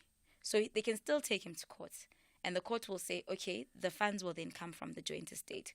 And who's the only working person in that joint estate? The wife. So she's essentially paying maintenance for Jabu's extramarital children. Yeah. So, community of property is the danger. It is really the danger. We see you on WhatsApp, and we've got the last few moments of the show. Do you want to get to WhatsApp quickly? Whilst we're there, though, whilst we're opening up WhatsApp, if I'm married in community of property, but in my will, I state that my husband should not get anything, what happens? He then only gets that 50% by virtue of being married in community of property. Then in your will, whatever your 50% is worth will go to whoever you have elected as a beneficiary. Wait. Say that again for me. So if you're married in community of property, remember we own everything together in a joint estate. But one has now died, and this estate needs to be separated into two. So the apple needs to be cut into half. Yes. So the surviving spouse is going to get their half. Okay. So automatic, you get your 50%. Because by virtue of being married in community of property, when there's death or a divorce, everything is split down the middle. Yes. So the surviving spouse gets their half, then that other half, whatever you've then said in your will, is how it will be distributed. Your 50% will be distributed that way. I see. Yeah. Okay, I see.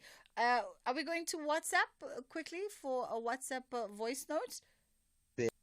Aldrin, good afternoon. Flores here from the Western Cape. Yes, very interesting topic, but a very difficult answer to give. No, okay. We are on the wrong WhatsApp pages, I think. I don't know what's going on there behind the scenes, but we are on the wrong WhatsApp pages.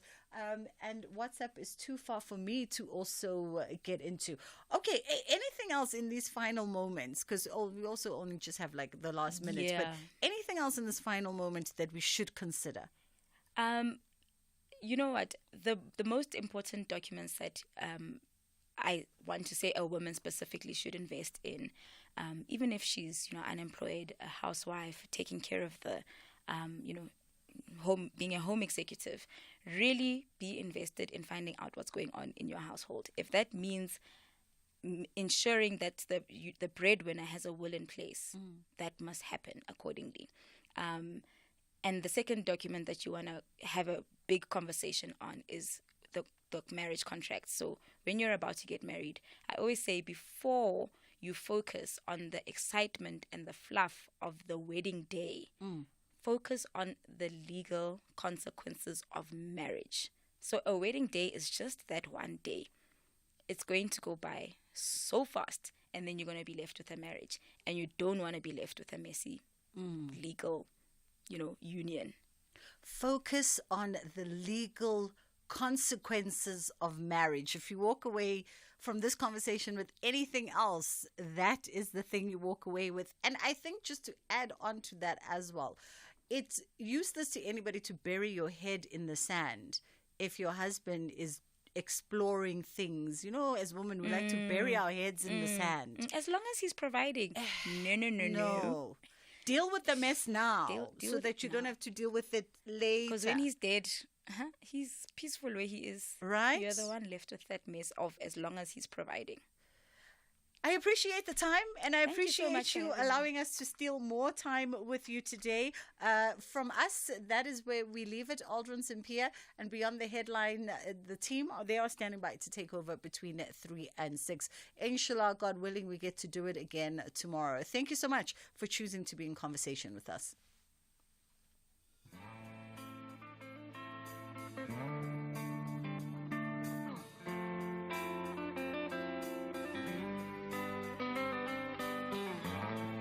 Is it getting better? Or do you feel the same? Will it make it easier on you now? You got someone to blame. You say one love, one life, it's one need, and get to share it. Leaves you, darling. You don't care for it. Mary.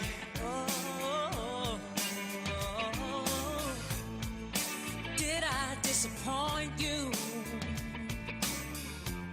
Or leave a bad taste in your mouth? You act like you never had love, and you want me to go without. Well, it's too late tonight to drag the past out into SAFM 104 to 107 nationwide, leading the conversation. Outsurance will go out of their way to try and save you money on your car insurance. If they can't, ask for 500 Rand. SMS out to 38462. Now that's good news. Independent and impartial. SAFM News. Stories: consumer confidence levels hit 20-year low, and Magashule denies rape allegation. With the news at 3, I am Dinomo Daun. Good afternoon. Consumer confidence has hit its lowest festive season reading in more than 2 decades. The FNB BAR consumer confidence fell to 17 points in the fourth quarter, the worst fourth quarter reading in 23 years. Consumers are being pressured by the rising cost of living and higher borrowing costs. Mpumelelo Maphalala reports. The slight deterioration in the Consumer Confidence Index during the fourth quarter of 2023 can be ascribed to a relapse in the Economic Outlook sub-index. Having rebounded from -37 to -22 in the third quarter, the Economic Outlook sub-index slipped back down to -28 in the fourth quarter. Nevertheless, most consumers still feel that the present is not the right time to purchase big-ticket durable goods items. This suggests that consumers will keep tight control over their purse strings during the holiday shopping season, which would worry retailers of expensive luxury goods in particular. Still on economic matters, the French Chamber of Commerce Director Sébastien Dupleix says there are a multitude of challenges that South Africa is facing, but it is encouraging that government is working on resolving the issues. Dupleix says there is still more investment in the pipeline. He says sectors such as retail, energy and logistics stand to benefit. Yes, there are challenges for electricity, but there are also plans that the government is putting or explained, and there is, from what we think and what we are convinced will happen, a 2 years plan to resolve the energy crisis. We think that in the next 2 years, if the current plan is put in action, we should not have load sheddings anymore. Today, it is a challenge because when you run a factory, you need to buy generators. You need to use a lot of fuel. It's additional expenses. Or you need to invest in solar panel. And these investments were not planned. And in other news, the Department of Public Enterprises says it is pursuing litigation against former directors in state-owned entities for delinquency during state capture. It says 35 former directors are being taken to court. Advocate Melanchthon Makobe of the DPE says this is part of the ongoing implementation of the recommendations of the Commission of Inquiry into State Capture. He says these individuals include former board members and CEOs who were in the employment of these entities in the past. The department and the SOEs, together with other law enforcement agencies, are also ensuring that civil and criminal proceedings are referred to the relevant authorities for investigation so that there is prosecution where necessary and there is recovery in terms of the civil suits. I'll give progress as well in terms of the details thereof. But also, we have been referring some of these directors to their various professional bodies, especially where the individuals have failed to exercise their fiduciary responsibilities. Chief of the South African National Defence Force, General Rosane Maponya, is urging the non-governmental organization Open Secrets to engage with law enforcement agencies after the investigation into an alleged death squad within the force. The squad is believed to be involved in acts of torture and murder. In the explosive report, the alleged forces are also implicated in the murder of Hawks investigator Frans Matiba. Briefing the media in Pretoria today, Maponya dismissed the allegations as unfounded and urged Open Secrets to approach law enforcement agencies as it claims to have proof of the alleged crimes. What type of citizenry are we creating? I think the issue of having gone to Open Secret, has Open Secret gone to the law enforcement agencies? I think that is the question that we should be asking. Lastly, African Congress for Transformation leader Ace Magashule says he knows nothing about the rape allegations that have been brought against him. Reports emerged early this week of a case of rape that has been opened against Magashule at the Mondio police station. Magashule has denied the rape allegations, saying he would never do such a thing as he is against the abuse of women. He made the comments in Everton, Mfuleni, where he is campaigning ahead of the 2024 elections. Well, let me not get into that. I don't know anything. I'm clear. I'm clear. I will never do such things. I've always been there. I'm against the GBV. I'm against the abuse of women and all that. So I'm sure it's time. Things are happening, and I'm sure more will happen. Let's look forward and let's work hard. I just want to assure South Africans, I'm here, alive, on the ground, working hard. Recapping the top story at 3, consumer confidence has hit its lowest festive season reading in more than 2 decades. Headlines at 3:30 for SFM News. I am Dinomo Taung. Those were the top stories for this hour. Don't miss out on a possible car insurance saving. SMS out to 38462 for a quote outsurance where you always get something out. And coming up in your sports this hour, Kune stripped of Kaizer Chiefs captaincy. Proteas look ahead to the second test against the England Roses, and rain washes out second day in Bangladesh and New Zealand test. More details at 3:30. SAFM values your views. Be an active citizen. This festive season, stash away some cash to shop till you drop. Outsurance is so confident that they can save you money on your car insurance premium that you can ask them for 500 Rand if they can't. That's a monthly saving on your current premium or 500 Rand cash. Claim free and with the same insurer for 3 years, ask for 1,500 instead. SMS out to 38462 for a quote. That's out to 38462. Outsurance is a licensed insurer and FSP. T's and C's apply. SAFM 104 to 107 nationwide. Leading the conversation. Get ready for an adventure of a lifetime with SABC TV Licenses Ultimate Competition. Feel the pulse-pounding excitement of a Bundesliga match